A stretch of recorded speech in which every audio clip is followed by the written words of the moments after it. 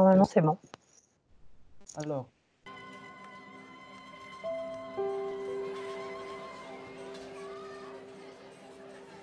J'ai toujours pensé que c'était en Algérie, ces images.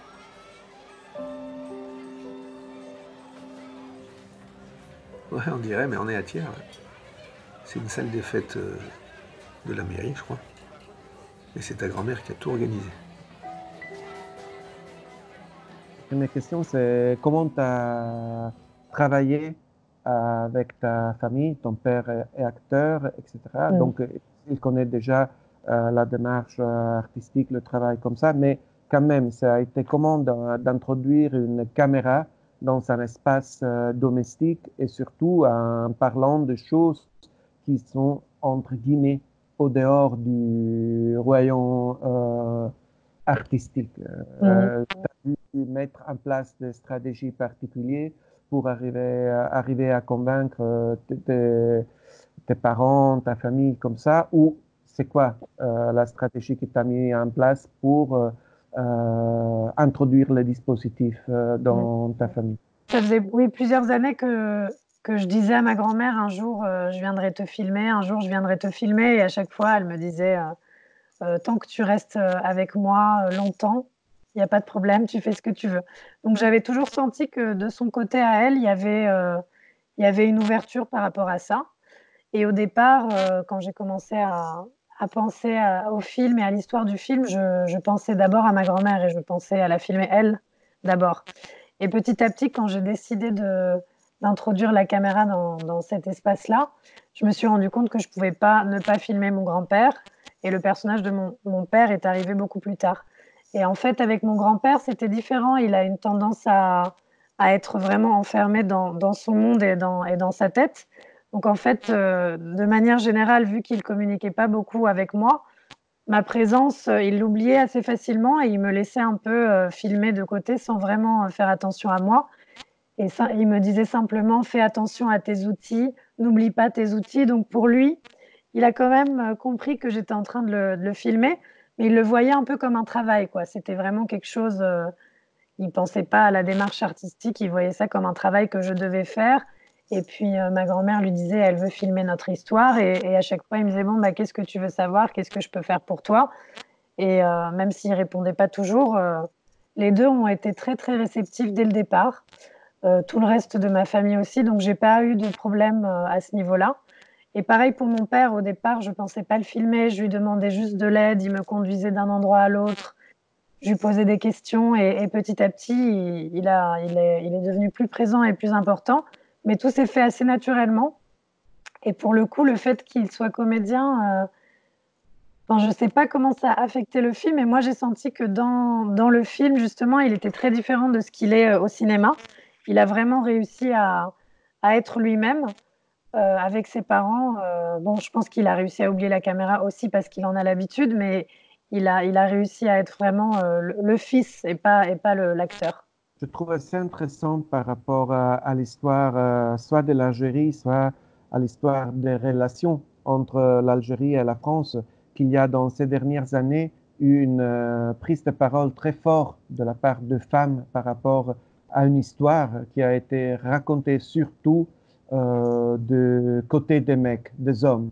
C'est-à-dire que la lutte pour l'indépendance anticoloniale, c'était un truc d'hommes, même si Frantz Fanon, dans son livre, il parlait aussi du rôle très important joué par les femmes, etc. Mais même après, la nationalisation a été toujours un truc d'homme. On ne parle même pas de la décennie noire. Maintenant, il y a cette prise de parole, toi, Dorothée, Sophia Djama, d'autres réalisatrices encore. Et je voudrais savoir comment ça s'est produit. C'est-à-dire qu'il y a, moi je trouve ça super intéressant, c'est-à-dire qu'il y a une nouvelle génération de femmes qui s'adressent directement à leur pays, soit à travers la famille, soit à travers la fiction, soit à travers d'autres structures dramaturgiques, mais c'est quand même à poser des questions directement à un pays. Alors, je voudrais savoir, dans ton cas, comment ça s'est passé et si tu as travaillé avec ça à l'esprit, en sachant que même si tu filmais ta famille, tu filmais aussi des enjeux indicible, c'est-à-dire ton grand-père, il est porteur d'une histoire, ton père d'une autre, ta grand-mère d'une autre encore. Donc, c'est pas seulement une famille, c'est aussi toutes les contradictions et les relations de l'Algérie post-coloniale, mais aussi de la France post-coloniale qui n'a pas encore complètement assumé son rôle dans cette histoire, etc. Donc, la question, c'est comment tu as travaillé avec cette masse énorme de problématiques. C'était la grande difficulté de traiter de sujets comme ça, c'est qu'on sent une énorme responsabilité face à l'ampleur de l'histoire aussi, qui est la grande histoire. Mais c'est aussi pour ça que je pense que le point commun entre Dorothée et moi, c'est déjà le fait qu'on soit né en France. Donc on est né dans cette double histoire, cette double mémoire, une qui était tue d'un côté, une autre qui était officielle de l'autre, mais qui ne comprenait pas forcément les expériences individuelles que nous, on connaissait. Et en fait, c'est une façon pour nous, à travers l'intime, de nous réemparer de notre propre histoire qui officiellement n'est pas vraiment racontée dans nos pays de naissance, en France, parce que même moi qui ai été jusqu'au bac et qui ai fait des études d'histoire, c'est vraiment très très tard dans ma formation que j'ai découvert officiellement l'histoire de la colonisation et elle était très peu complète. Et en fait, c'est aussi ça, c'est que nous, on a ce bagage historique qui vient d'une partie de notre famille, de l'autre, dans le pays où on vit, on entend peu cette histoire-là, et on peut raconter ces histoires qu'en se les réappropriant de manière intime. Parce que c'est qu'à travers nos sensations intimes qu'on arrive à se lier à cette histoire, parce qu'on n'a pas grandi là-bas, on n'a pas vécu ces grandes périodes historiques. On n'en a que d'un côté l'histoire officielle dans les livres et de l'autre ce que racontent nos grands-parents, qui souvent est très réservé, pudique et tu, et incomplet aussi, parce qu'eux-mêmes parfois n'avaient pas la possibilité de nous transmettre les faits comme ils se sont passés, parce que ce soit Dorothée ou moi, c'est des familles aussi qui étaient plutôt de classe sociale assez basse, donc il n'y avait pas forcément l'éducation, ni la culture, ni accès aux informations, et qui elles-mêmes devaient s'adapter à ce qui se passait sans vraiment pouvoir le lier à un grand phénomène historique. Et en fait, c'est pour ça que je pense que le fait qu'on soit entre ces deux cultures, qu'on ait la possibilité aussi aujourd'hui en tant que femme d'être dans ces milieux-là, de pouvoir se réemparer de notre voix, de pouvoir se lier à ces deux pays sans devoir quoi que ce soit à qui que ce soit, ça nous donne une liberté aussi sur comment raconter ces histoires. L'autre question que je trouve assez intéressante dans ton film, c'est que même si maintenant c'est presque devenu inutile, c'est supéré par le fait de garder encore une distinction entre documentaire et fiction, mais dans ton film, il y a quand même une approche qui est plus de la, disons, comédie dramatique familiale. Il y a plus on a presque l'impression que tu suis un récit, même si c'est pas écrit, mais comme si tu avais dans ta tête, dans ton regard, un scénario à plusieurs voix, une sorte de comédie chorale familiale avec plusieurs voix qui s'entrecroisent et qui se qui se posent des questions, se donnent des réponses. Et donc, il se produit cette musicalité dans le film à fur et à mesure on voit aussi dans le découpage du film, dans le montage. Donc, je voulais savoir comment tu as commencé à travailler ça ou si c'était un résultat du processus du filmage. Bon, déjà, il y a quelque chose dans ma famille, c'est que l'humour a toujours été très présent. Et depuis toute petite, je me suis demandé comment mon père avait décidé d'être mime alors qu'il venait d'un milieu ouvrier avec des parents algériens immigrés qui n'étaient pas forcément destinés, il n'était pas destiné au monde de l'art. Et en fait, plus je passais de temps avec mes grands-parents, plus je comprenais que ça venait à la fois de mon grand-père qui a un côté très mystérieux et réservé, mais qui a un côté très cynique et très drôle, et ma grand-mère qui est une boule d'énergie et de positivité. Donc j'ai compris qu'il y avait quelque chose quand même chez mes grands-parents qui était assez unique, et il y a un humour qui est très présent. Le film, moi, je l'ai filmé vraiment dans l'urgence, après la séparation de mes grands-parents, sans vraiment avoir de scénario préétabli. J'avais des idées en tête, mais je ne savais pas du tout comment le film allait se construire, et j'ai vraiment filmé pendant très longtemps sans savoir comment j'allais construire ça, tout en gardant beaucoup de liberté dans la façon dans laquelle je communiquais avec eux, donc toujours avec l'humour qui était très présent, très naturel. Et c'est surtout au montage, avec ma monteuse Gladys Joujou, qu'on a pu construire le film comme ça.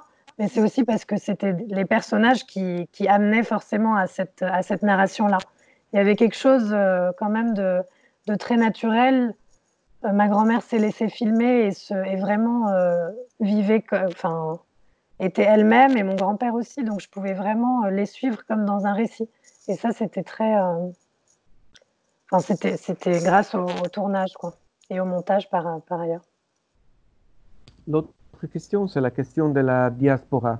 On avait parlé aussi un peu hier, mais je voudrais que si tu peux adresser ce grand sujet, que c'est la diaspora des différentes Afriques dans la contemporanéité, et qui est un grand sujet, car on n'a jamais adressé d'une façon précise cet énorme sujet qui n'est pas seulement l'histoire de la décolonisation, mais qui continue encore aujourd'hui.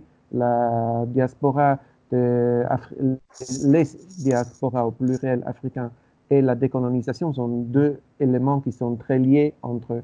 Et je vois aussi dans cette renaissance du cinéma du Afrique du Nord et du Moyen-Orient qu'il y a ce sujet qui bouleverse toutes les réflexions qu'on est en train de faire.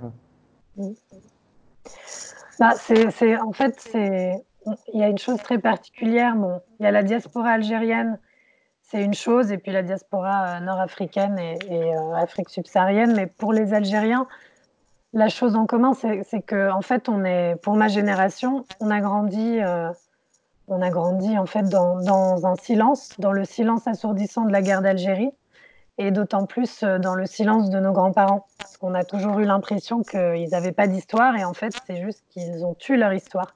Et on est dans un pays, la France, où il y a une forte histoire franco-française, et du coup, on ne sait pas où se placer dans cette histoire-là.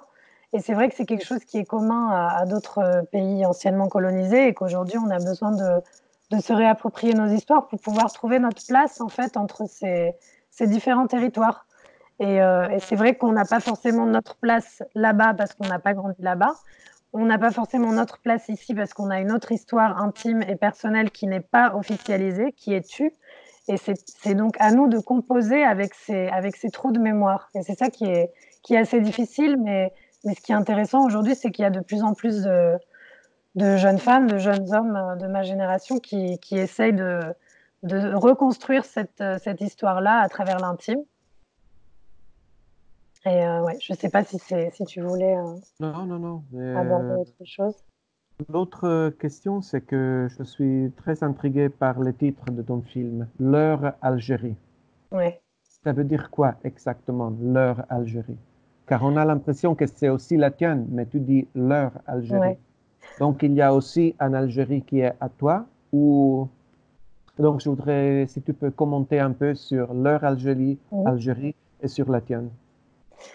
Bah, pour moi, c'est leur Algérie parce que c'est à travers leur perception, leur transmission que la mienne se construit. Donc pour moi, c'est à travers le film que je trouve et que je retrouve mon Algérie.